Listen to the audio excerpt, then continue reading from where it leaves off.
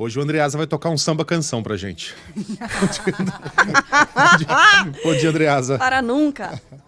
Bom dia, pessoal. Mas o nosso Vocês assunto... Vocês estão me divertindo imenso. A gente que também. Coluna maravilhosa do Orengo. Orengo hoje mais cedo. Que coisa maravilhosa. Foi histórica, Que dupla. né? Que dupla Orengo e Megali. Que dupla, meu Deus. Que dupla, ficou pros anais. Mas o nosso assunto mesmo é a votação no STF envolvendo a decisão de Luiz Fux e do ministro Marco Aurélio. 6-0 até agora, fora o baile, né, Orengo? Ô, Andreasa, perdão. Não, muito me honra. É o seguinte, o julgamento continua hoje, a expectativa para a manifestação de Marco Aurélio.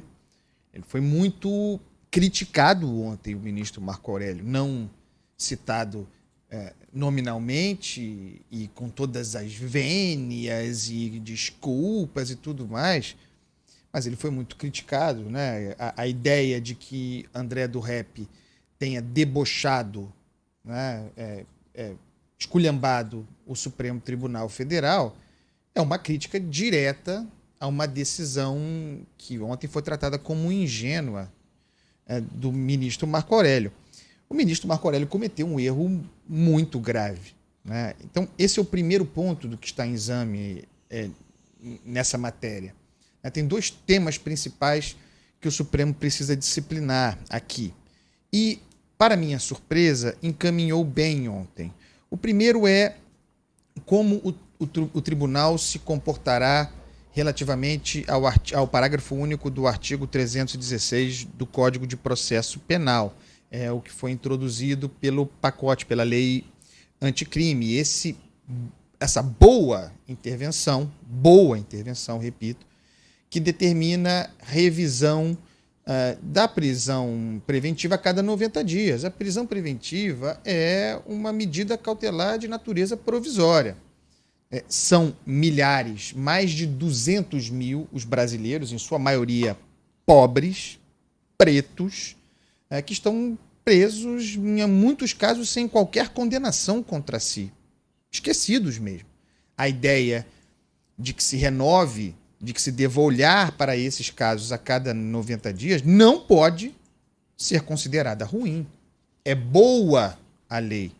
Mas o modo como o ministro Marco Aurélio leu tende a prejudicar uma lei, colocar em perigo uma lei saudável para o nosso Estado de Direito. Então, ontem o Supremo encaminhou bem a ideia de que a aplicação do artigo 316, do parágrafo único, não é automática. Isso é muito importante. Não é automática.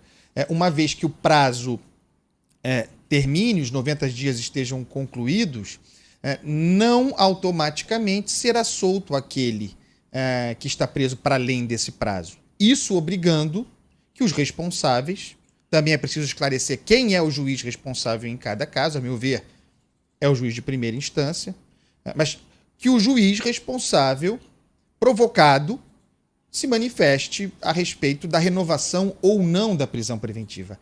A lei é boa, e ela é boa. Se tivesse sido aplicada, daí porque boa André do Rep estaria preso e nós não teríamos esse problema. Tem que tomar muito cuidado, e eu vi isso acontecer ontem em alguns momentos, inclusive numa boa manifestação do ministro Roberto Barroso, eu vi o ministro Roberto Barroso trazer para o debate a questão sobre prisão após condenação em segunda instância.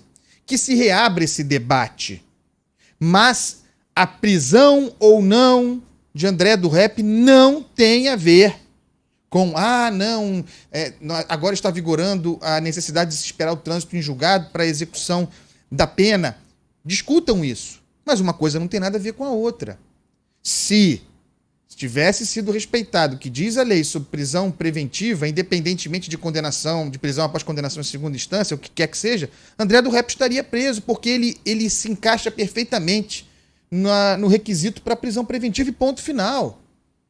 Ele é alguém que oferece risco à sociedade, deveria ter sido preso. Se o ministro Marco Aurélio tivesse feito a leitura correta, não fez. Agora que se estabeleça, portanto, uma regra, um regramento, um comportamento para doravante diante dessa lei que é boa. Então, vencer nos 90 dias, a defesa se manifesta, quer a liberdade, quer a prisão preventiva do seu cliente seja revista.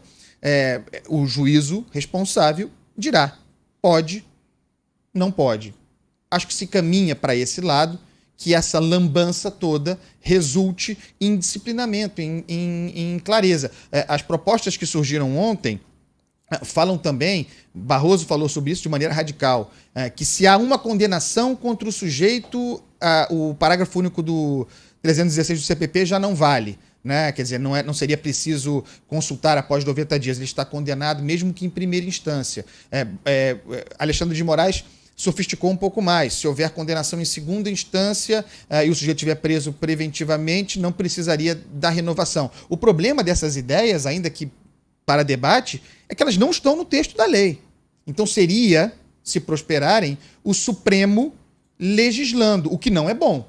Então que isso resulte em discussão no parlamento para clarificar o que diz a lei.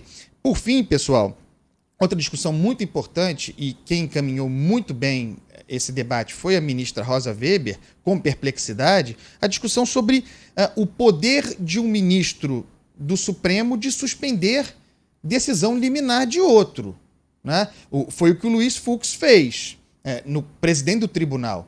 Há precedentes. Ele mesmo, Fux, fez isso no passado com o Ricardo Lewandowski, ele era vice-presidente, estava no plantão, suspendeu uma decisão de Ricardo Lewandowski, aquela que autorizava a nossa colega Mônica Bergamo a entrevistar Lula na prisão. Depois, também Dias Toffoli abusou desse expediente, de interferir, de sustar despacho de colega. Não é um bom caminho.